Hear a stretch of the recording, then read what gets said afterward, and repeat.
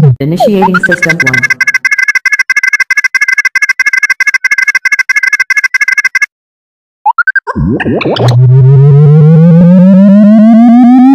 System 1 loaded.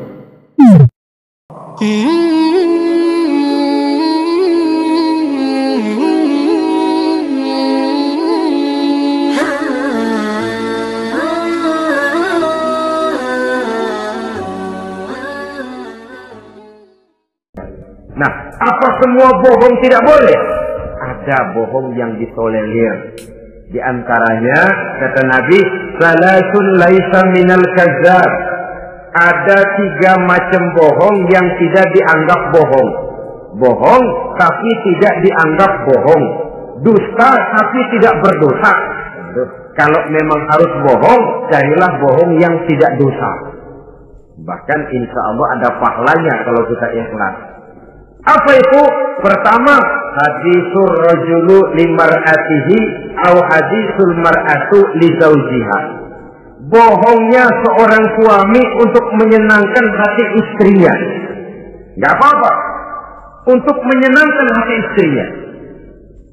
Misalnya suami pulang dari kantor perutnya lapar, begitu makan nyobain sayur asinnya luar negeri.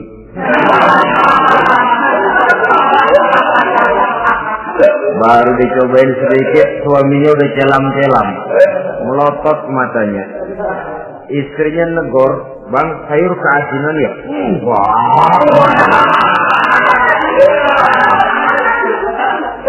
Soal keasinan bagus, bagus. Cuma tadi di kantor saya sudah diajak makan oleh teman, jadi masih kenyang. Simpan sajalah, nanti sore kita baru makan. Lapar, kesel, jongkok, tapi karena mau menyenangkan istri.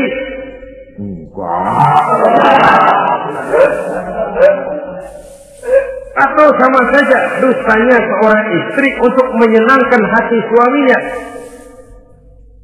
Bisa saja itu terjadi. Suaminya beli sendal buat istri, mahal, padahal murah kena mahal, warnanya gak enak dilihat, potongannya norak. Suami istri tahu kalau itu sendal murah. Suaminya tanya, gimana bu sendal yang saya beli? Wah, cakep bener bang, luar biasa. Tangga kita mana ada yang pakai sendal begitu? Memang kagak ada, jelek.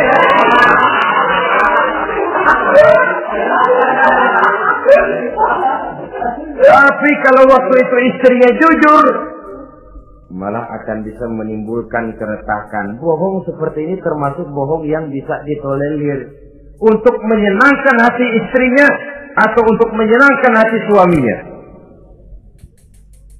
Tapi lalu jangan dieksploitir. Jangan dieksploitir dalam arti untuk menutupi untuk menutupi perbuatan salahnya lalu berdusta. Menutupi perbuatan salahnya, itu yang tidak boleh. Sebab bagaimanapun ditutupi, perbuatan salah toh akhirnya akan naik juga ke permukaan. Yang kedua, al-kazib li islahi zatil bain.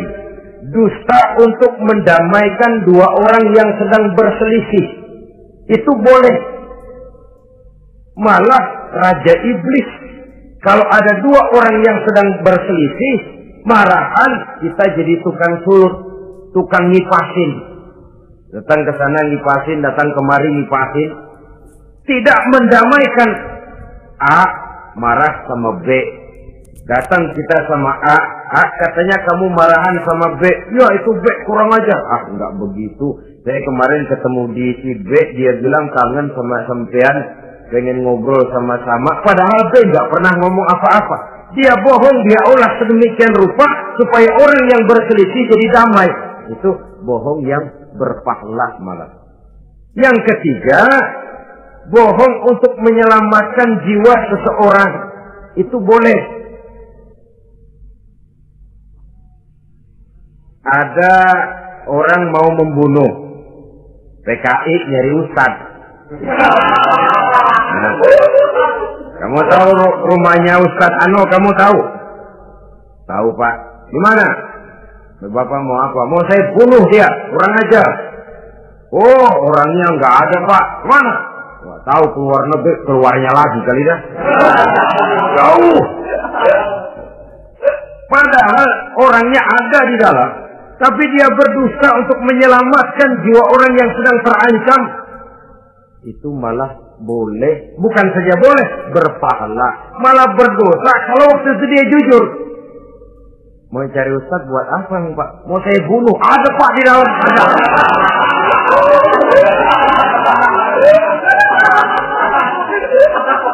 Sentimen, kalau perlu saya bantuin Pak. Ada.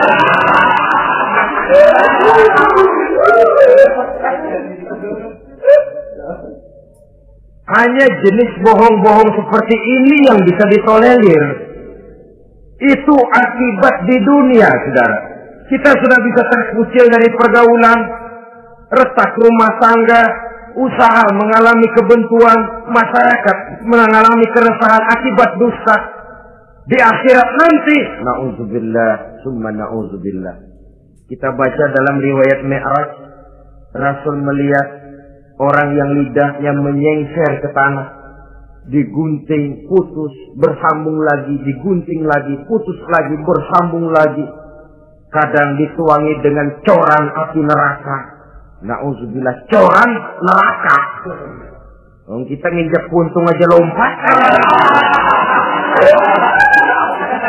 Ini mulutnya dituangi dengan coran dari neraka. Innalillahi wa inna ilaihi raji'un. Ya, tapi kalau dituangi coran begitu dari neraka kan terus mati sekaligus. Ya, kalau terus mati lumayan. Neraka itu kata Quran, kullama nadijat juluduhum baddalnahum juludan ghairaha liyazuqul azab. Tiap kali hancur kulitnya, kami buatkan kulit yang baru. Diazab lagi, hancur lagi, dibuatkan lagi. Untuk apa begitu? Liyazuqul azab, biar dia rasain. Kalau sekali kemplang mati mah enak. Pokoknya diazab di neraka, digejrot, mati, selesai. Lumayan. Ini nggak ada matinya. Penyet, bangun lagi, kemplang lagi, persis dalam cemen.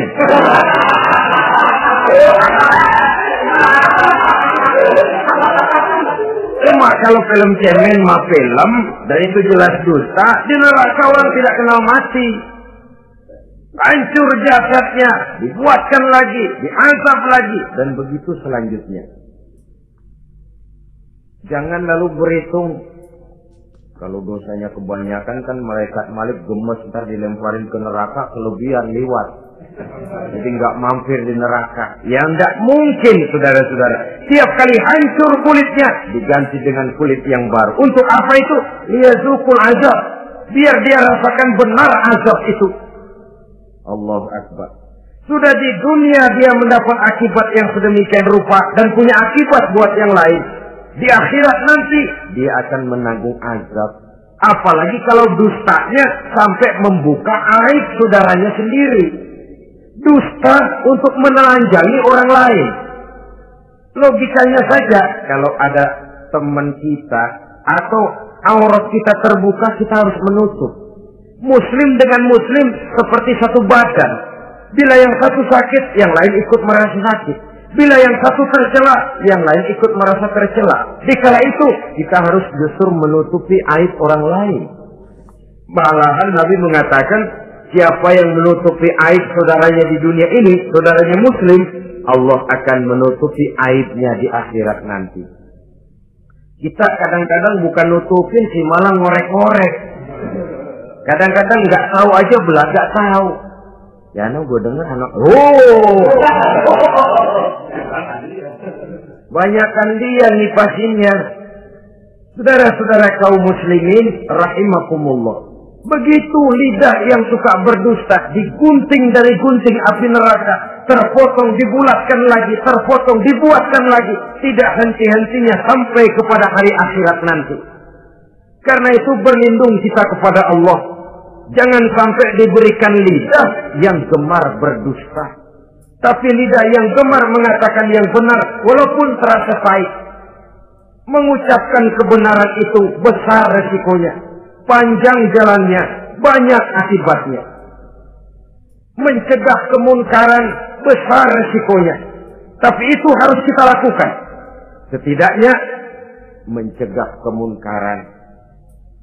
Rasulullah sallallahu alaihi wasallam dalam satu hadis menyatakan, iyyakum wal kadhiba fa innal kadhiba yahdi ilal fujuri wal fujuru yahdi ilan nar.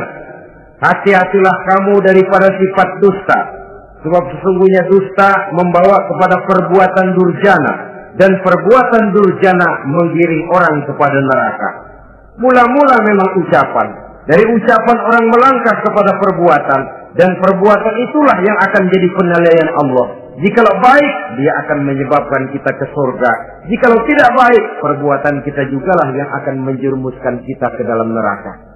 Dimulai dari suka berdusta. Akibat lidahnya gemar berdusta, perbuatannya pun merupakan perbuatan dusta. Suka pura-pura, mental munafik. Artinya hilang sifat kejujuran dalam dirinya.